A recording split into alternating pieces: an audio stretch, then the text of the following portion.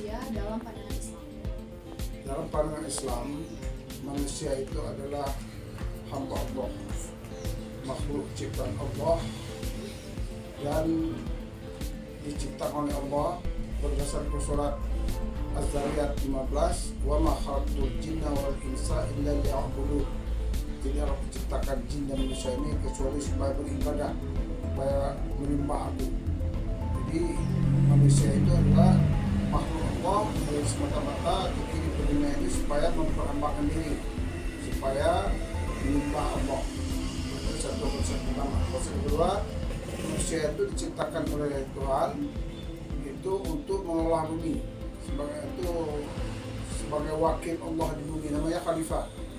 Inni ja'ilun fil ardi khalifah, kata Tuhan dalam Quran kan, semuanya saya akan menjadikan di dunia ini seorang khalifah.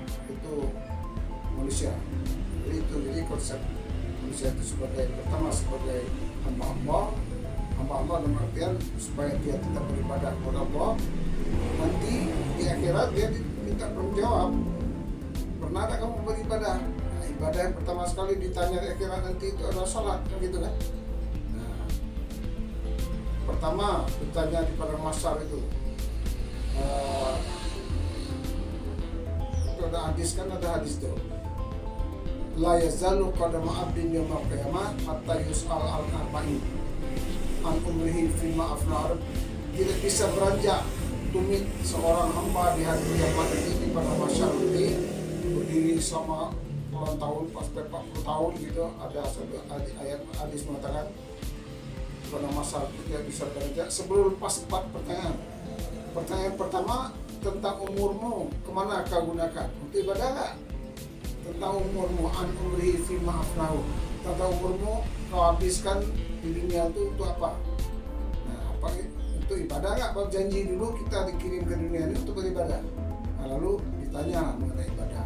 Ibadah yang pertama, ibadah itu banyak, bukan hanya sholat. Ibadah mahdoh, sholat itu puasa, haji, zakat, itu ibadah mahdoh. Tapi semua perbuatan kita ini yang semata-mata karena Allah itu ibadah. Nah, ibadah yang pertama ditanya adalah sholat. Gimana kamu sholat? Nah, kira itu. Jadi saya ulang lagi, konsep pertama manusia itu adalah sebagai makhluk yang diciptakan Allah sebagai ibadah kepadanya. Yang kedua sebagai makhluk untuk menjadi wakil Tuhan di bumi, untuk mengolah bumi ini, itulah khalifah. Jadi kan sepemahaman saya Pak, konsep dasar dalam pandangan Islam itu ada 4.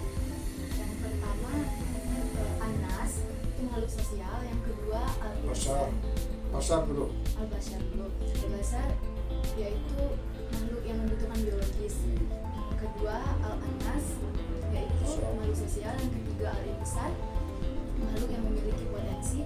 Dan yang keempat Khalifah. Nah, menurut Bapak dari 4 itu apa yang lebih cenderung ke diri Bapak? Khalifah dan khalifah pertama, kita ini diberi tanggung jawab untuk mengolah bumi, gitu kan? Jadi itu kan pertama itu. Tentu keempat itu tidak bisa dinikan, tentu tidak bisa dipisahkan sebenarnya itu. Tapi kalau kecenderungan saya pribadi, khalifah dan anas, kita tidak bisa hidup sendiri kalau tidak dengan orang lain di dunia ini. Jadi kita ini juga makhluk sosial, manusia di samping kita sebagai khalifah. Dua ini pendekanannya di situ, dua itu.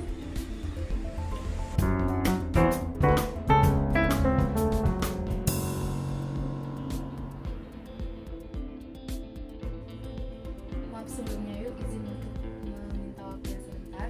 Sebelumnya perkenalkan nama saya Nika Mandari, saya Prodi PAI semester 4.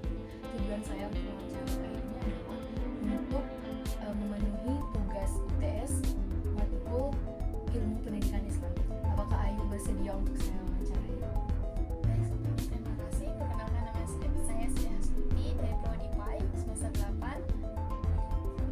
Saya persilakan untuk bertanya.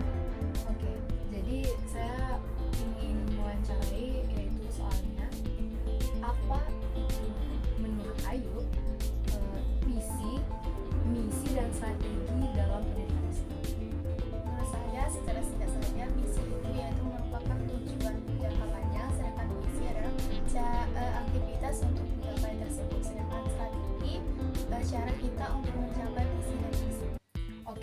Kemudian bagaimana cara Ayu untuk mewujudkan visi dan misi itu dengan menggunakan strategi dalam hidup Ayu?